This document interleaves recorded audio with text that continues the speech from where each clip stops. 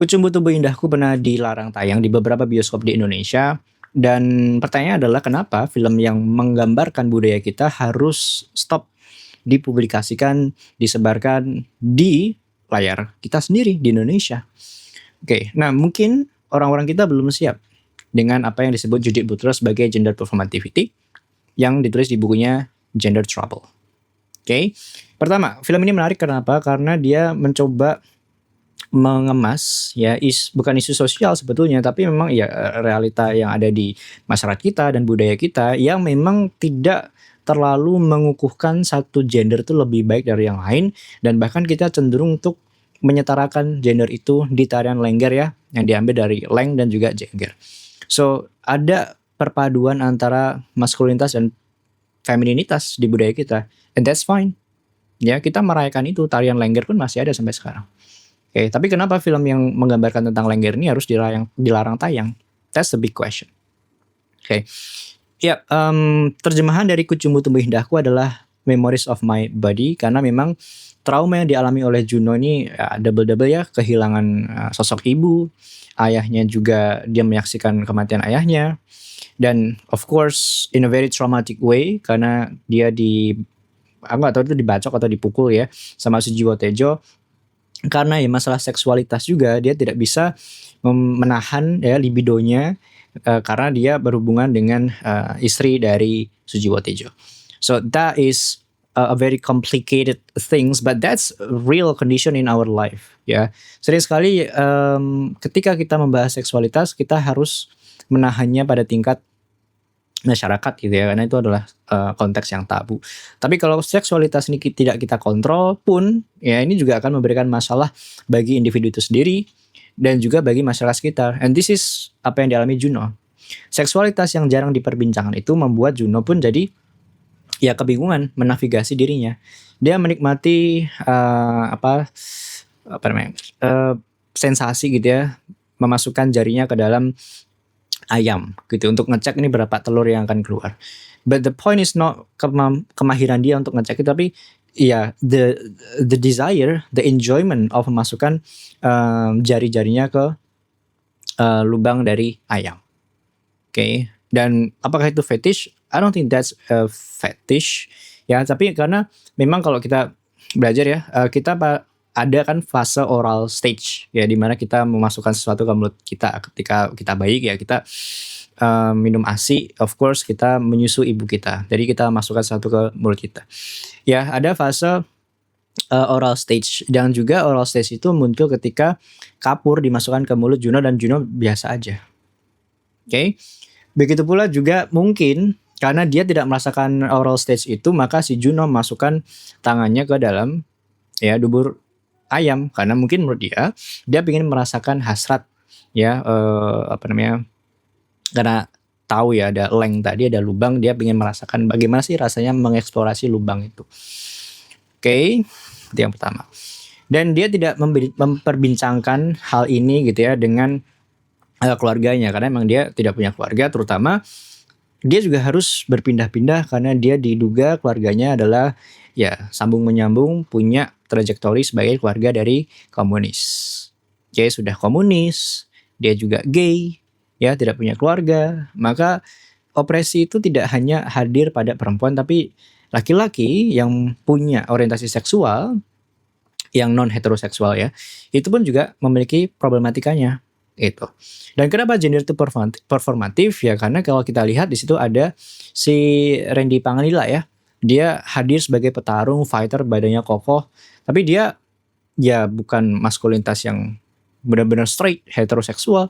Ternyata juga badannya kokoh pun ya, apa yang kita biasa asumsikan sebagai seorang laki-laki yang keren gitu kan, macho gitu, ternyata ya dia juga punya sense of homosexuality. Di dalam becak ya mereka ciuman, dan pada kegiatan-kegiatan tertentu ya mereka melakukan hal-hal yang quote unquote intimate gitu. This is why gender is performative, karena di satu sisi ya ketika adegan-adegan yang quote unquote agak sensual itu untuk beberapa orang ya, itu harus ditutup oleh beberapa cover ya. Ketika di becak itu harus ditutup dulu biar nggak kelihatan. Tapi ketika di ring tinju, apa yang dilakukan Randy Pangalila ya maskulin ya, tonjok-tonjokan gitu ya, tarung. That's why gender is very performative.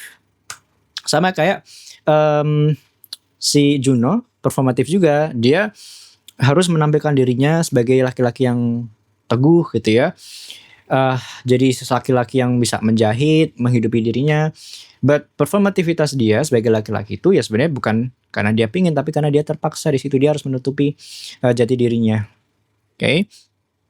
Dan terutama lagi ketika dia ketemu sama satu kepala daerah ya, dan dia kalau kata orang pintar situ ya, yang bakal mendongkrak popularitas si kepala daerah itu kan ya si Juno itu. Dan ternyata si kepala daerahnya kepincut sama Juno. Oke, dan kepala daerahnya ya acting nothing happens, like nothing happens. Padahal di situ kayak si kepala daerah kepincut dengan Juno yang laki-laki, tapi ketika dandan perempuan dia juga cakep gitu. Nah, ini adalah performatif ya. Bagaimana si kepala daerah itu gak bisa mengutarakan sensualitas, orientasi seksual dia. Terutama pas kepala daerah menyentuh tangan Juno, itu sudah difoto. Dan itu sebagai satu batasan moral di wilayah itu, gimana kepala daerah itu gak bisa mengartikulasikan orientasi seksualnya secara terbuka, karena itu mendapatkan respons positif oleh masyarakat. Masyarakatnya siapa ya? Orang yang bakal milih dia, pamor dia, gitu. Okay, that's why gender is always performative. Ya, oke. Padahal istri dari kepala daerah itu juga, ya, I would say ada orientasi seksual untuk ya homoseksual, lesbian gitu di satu ruangan gitu ya. Terbongkar juga akhirnya. Ya, citra dia ternyata dia punya ketertarikan dengan perempuan. Nah, ini bukan budaya yang jauh dari kita. Banyak teman-teman NGO bercerita bahwa ya kepala daerah yang punya orientasi seksual berbeda dengan mayoritas masyarakat dan dianggap aneh gitu ya karena mereka homoseksualitas, of course nggak sedikit loh cerita-cerita seperti itu. Oke, belum lagi penari lengger. Apakah penari lengger itu selamanya mereka homoseksual? Ya nggak juga gitu. Mereka mungkin memang laki-laki, cuman memang ya kalau kita pinjam pakai Carl Jung ya mereka melambai gitu ya, bahasa derogatifnya mereka melambai gitu, atau aspek animanya mereka lebih tinggi. Jadi feminitas di dalam laki-laki, tubuh laki-laki itu lebih tinggi. Tapi apakah menandakan mereka homoseksual? Ya enggak juga gitu. Tapi fakta bahwa budaya kita menyambungkan atau mencoba combining antara maskulinitas dan feminitas juga memang ada, and there's nothing wrong about it. Karena kita kalau melihat tarian pada tingkat estetika, ya kita tidak akan mempermasalahkan itu. Oke. Justru ketika kita melabeli seseorang dengan homoseksual, orang-orang homo gitu ya, atau mungkin orang yang aneh, quote unquote queer gitu kan, justru memberikan tambahan memori atau luka-luka pada tubuh orang itu. Ya, giving social stigma tidak akan membantu actually. Oke. Dan fakta yang memang harus kita pahami, teman-teman yang punya orientasi seksual yang dianggap berbeda di masyarakat memang harus berpindah dari satu wadah ke wadah yang lain, dari satu keluarga ke keluarga yang lain, dari satu komunitas ke komunitas lain, terutama ketika dia distigmatisasi sebagai keturunan PKI. Endingnya memang menggantung, tapi ending yang menggantung itu menandakan bagaimana ya tidak akan pernah selesai permasalahan terkait stigma sosial terhadap teman-teman LGBTQ. That's why no wonder menceritakan pengalaman teman-teman LGBTQ pun harus diturunkan di lingkungan kita karena dianggap tidak pantas diceritakan. Ya, oke. Padahal tidak selamanya ya LGBTQ di Indonesia tuh berangkat dari antek-antek asing itu, ya. Tidak karena exposure globalisasi, modernisasi, justru ya dari budaya kita sendiri kita coba refleksi memang sudah ada. Ya, cala-cala misalnya gitu. Itu juga salah satu budaya yang lain. Oke, nah dengan film Kucing Butuh Indahku, aku kira kita bisa belajar gimana kita harus melihat teman-teman LGBTQ atau teman-teman yang mempunyai orientasi seksual non-hetero, ya kita harus bisa value mereka secara lebih terbuka. Ya, karena apa yang mereka lakukan, sembunyi-sembunyi mereka itu bukan karena mereka ingin terlihat misterius, tapi ya karena mereka tidak punya alternatif lain. Their gender is performative, karena mereka ya skrip yang bisa mereka lakukan ya seperti itu aja gitu.